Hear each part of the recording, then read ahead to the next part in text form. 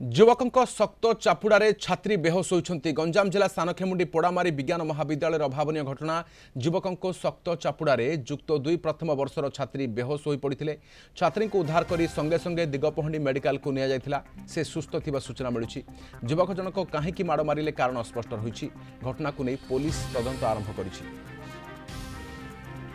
अधिक सूचना दिगपहंडी रिपोर्टर रवींद्र डाकुआ अछंती।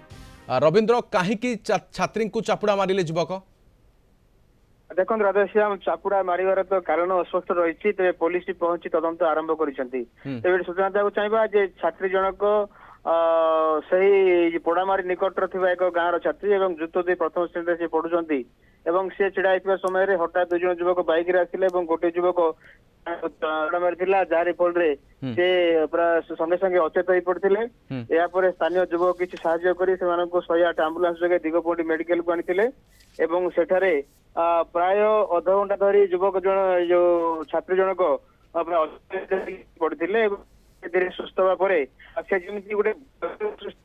मुहर मिलते परिवार लोक पहुंची